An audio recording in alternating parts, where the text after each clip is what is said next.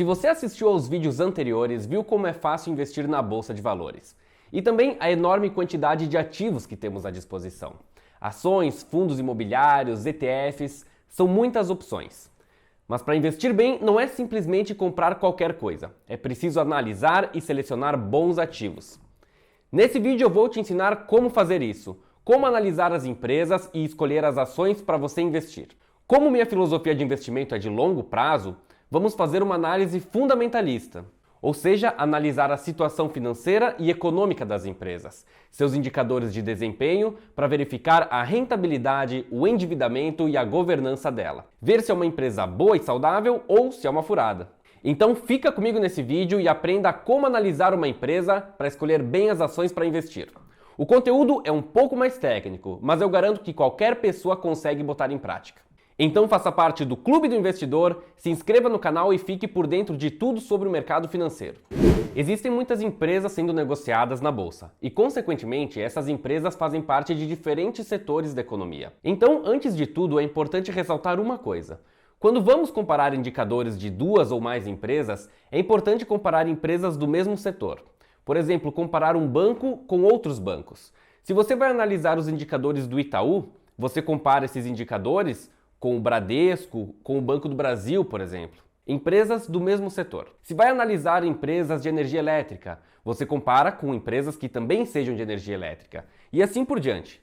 Isso porque empresas do mesmo setor possuem o mesmo mercado. Elas são influenciadas pelas mesmas coisas. Então elas possuem os mesmos desafios. Assim, você consegue ver qual empresa tem os melhores números, os melhores resultados, porque as duas estão atuando no mesmo mercado e no mesmo cenário econômico. Outro ponto importante: nenhum indicador deve ser analisado isoladamente. Você nunca vai conseguir ter uma perspectiva geral da empresa olhando para apenas um indicador. Isso porque esse indicador ele pode ser excelente, mas ao mesmo tempo possui outros que, se analisados em conjunto, mostram uma situação não muito boa da empresa. Então sempre analise um conjunto de indicadores que dê uma visão geral da empresa. Mas fique até o fim para aprender a fazer uma análise completa e não pela metade. Para fazer uma análise, você precisa das informações, não é? Então, todas as empresas listadas na bolsa são obrigadas a divulgar os seus resultados e todas as informações pertinentes ao mercado e aos investidores. Então, elas têm em seu site uma área chamada Relações com o Investidor, o RI da empresa. Nesse local, você vai encontrar tudo o que você precisa saber sobre ela. Demonstrativos de resultados do exercício, o balanço da empresa, a sua posição no mercado, são muitas informações mesmo. Mas para facilitar e apurar os dados de todas essas empresas do mercado, que é algo bem trabalhoso, existem dois sites que eu utilizo que facilitam muito a sua vida. Esses sites são statusinvest.com.br e fundamentos.com.br. São sites realmente muito bons. Eles mostram indicadores atualizados, então fica muito fácil coletar as informações. Claro que é muito importante você ver com calma e ter as informações que estão no RI da empresa que você pretende investir, para ter uma visão geral da empresa. Mas esses sites facilitam a observação dos números. Vamos lá, o primeiro ponto a observar é a rentabilidade da empresa. A capacidade dela em gerar lucros através dos investimentos feitos pelos acionistas. Um indicador muito bom para verificar isso é o ROI, da sigla em inglês Return on Equity.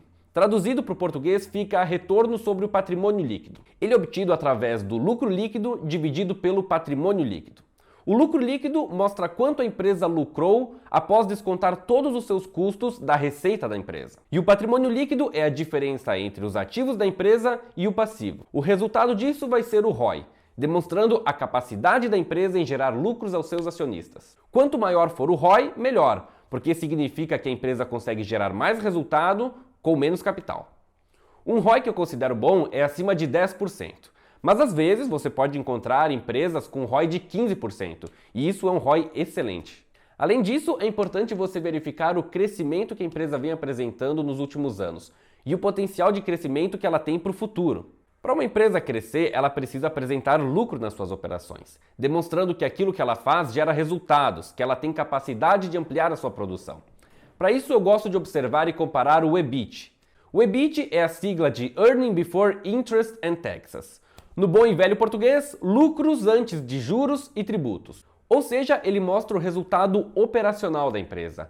E é muito bom para ser comparado com as outras empresas concorrentes do mesmo setor, para ver qual consegue ser mais eficiente e ter um resultado melhor nas operações. É interessante observar o crescimento do EBIT em relação ao crescimento da receita líquida da empresa.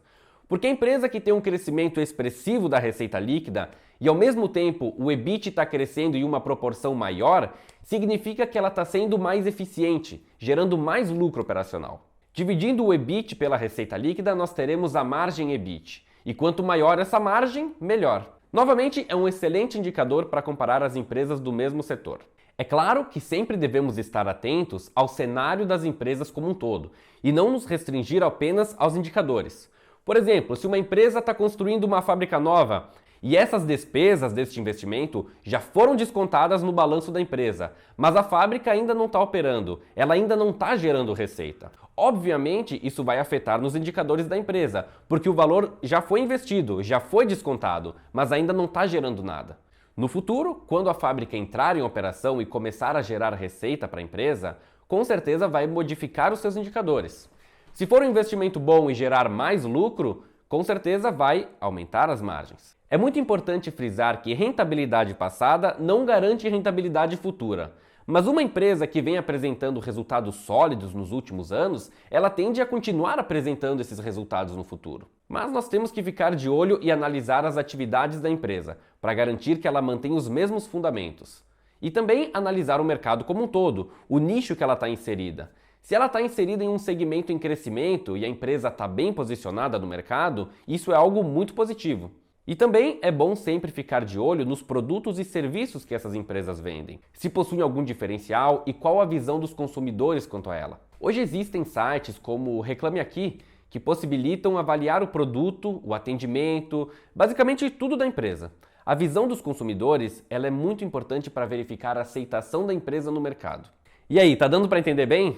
Então, já deixa o like nesse vídeo, assim eu posso saber se você está gostando do conteúdo e se ele está te ajudando na sua caminhada no mundo dos investimentos. E qualquer dúvida e feedback são bem-vindos nos comentários.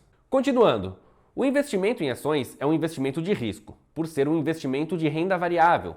Mas qual o risco de investir em uma empresa? O risco é dela falir, não é? Então, assim você vai perder tudo. Bom, isso não é algo muito comum de acontecer, na verdade é bem pouco comum.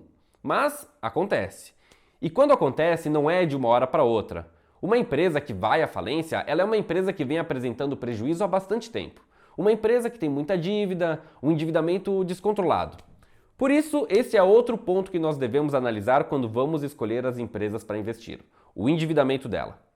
Afinal, praticamente todas as empresas possuem um certo endividamento, porque isso é necessário para suas operações. Dívidas de curto prazo, como compra de suprimentos para a produção, ou também dívidas de longo prazo, como o investimento em uma fábrica nova, expansões da empresa. Muitas vezes, as empresas contraem dívida para expandir a sua produção e financiam essa dívida. Até aí, tudo bem, tudo normal. Mas essa dívida precisa ser compatível com os resultados da empresa. Precisa ser um endividamento controlado. Quando eu vou selecionar uma empresa para investir, eu procuro por empresas que a dívida líquida não seja 3 vezes maior do que o EBIT. A dívida líquida é a dívida bruta menos o caixa da empresa. E o EBIT nós falamos antes, é o lucro operacional. Então, se a dívida é menor do que 3 vezes o EBIT, eu considero que é um endividamento controlado, de baixo risco. Novamente, todos os indicadores devem ser analisados em conjunto, nunca isoladamente. E a visão geral da empresa também é muito importante. Porque na bolsa, além de termos empresas de diversos setores, nós temos empresas de diversos tamanhos. Nós temos empresas gigantes, já consolidadas no mercado, que são chamadas de blue chips. Elas costumam ser mais seguras, porque elas já têm um mercado consolidado e um grande market share. E por ser mais seguras, elas têm menos volatilidade. Então, dificilmente as ações dessas empresas vão disparar e dobrar de valor em pouco tempo. Porque ela não consegue crescer muito em pouco tempo, ela já é muito grande. Mas também dificilmente vão ter quedas muito significativas. Em períodos de crise, como a mais recente do Covid, essas empresas também costumam cair menos. Então ela é menos volátil, tanto para cima quanto para baixo. Em contrapartida, por serem empresas consolidadas e muito grandes, elas costumam distribuir mais dividendos, porque ela já chegou em um estágio de remuneração dos acionistas.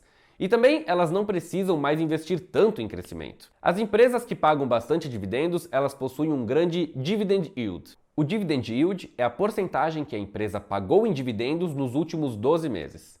Então, ela pega o valor distribuído em dividendos por ação dos últimos 12 meses e divide pelo preço atual da ação. O resultado dessa divisão você multiplica por 100 para ter o valor em porcentagem. Existem empresas pagando dividendos surreais, como a Taesa, por exemplo, que pagou 14% em dividendos e juros sobre capital próprio nos últimos 12 meses. 14% é muita coisa. Este é um caso à parte, por ser extremamente elevado. Mas vamos analisar um outro. O Bradesco pagou quase 5% nos últimos 12 meses. São números muito bons. Empresas excelentes para investir com o objetivo de renda passiva, porque você ganha esses dividendos independente da cotação da empresa. É a distribuição do lucro aos seus acionistas, na quantidade e na proporção que a empresa decide distribuir. Às vezes foi um valor muito elevado no último ano, mas nos anos anteriores não costumava ser assim. Então é sempre bom analisar o histórico. Do outro lado das blue chips, nós temos as small caps, empresas de menor valor de mercado. Essas são as empresas de crescimento, empresas que não costumam distribuir os lucros em dividendos ou distribuem porcentagens pequenas, mas elas reinvestem esses lucros na empresa, no crescimento, para aumentar a produção, aumentar o market share, desenvolver novos produtos, enfim, elas investem no crescimento da empresa. Essas são as empresas que podem apresentar uma valorização fora da curva. Tivemos recentemente o caso da Magazine Luiza, que de 2015 a 2021 subiu 10.000% o valor das ações. É claro que isso é algo fora da normalidade, mas aconteceu, né? Em 2020, tivemos mais de uma empresa que apresentou valorização acima de 100% no ano. Então, as small caps elas possuem este poder de multiplicação, mas, consequentemente, são empresas que possuem o maior risco. As ações dessas empresas elas apresentam uma maior volatilidade. Não existe almoço grátis, né? Quanto maior o potencial de valorização, maior também será o risco. Por isso, é importante fazer uma análise criteriosa das empresas, selecionar bem as ações que você vai investir e também diversificar. Diversificar suas ações em diferentes setores e diversificar também em diferentes tipos de ativos além das ações. A diversificação é a melhor maneira de tornar o seu patrimônio mais seguro. Você alinha segurança com rentabilidade. Analisando esses critérios, você estará selecionando boas empresas. É claro que podemos ir muito além disso. Existem vários outros indicadores que podem ser analisados para tornar o seu investimento cada vez mais assertivo. Fazendo um resumo final, escolha empresas que apresentam bons resultados, empresas que possuem histórico de crescimento de receita e do EBIT, empresas com ROI acima de 10%. E terceiro, com a dívida menor do que 3 vezes o EBIT. Se você investir com o objetivo de ter renda passiva, observe o dividend yield, mas também o histórico de pagamento dos dividendos, para garantir que o dividendo atual não seja uma situação esporádica. Bom, eu espero que esse vídeo tenha ajudado você a selecionar melhor as suas empresas. Para continuar acompanhando o conteúdo do canal, se inscreve no Clube do Investidor e deixa o like se você gostou do vídeo e também manda para os seus amigos. Meu nome é Cassiano Dalmas e até a próxima!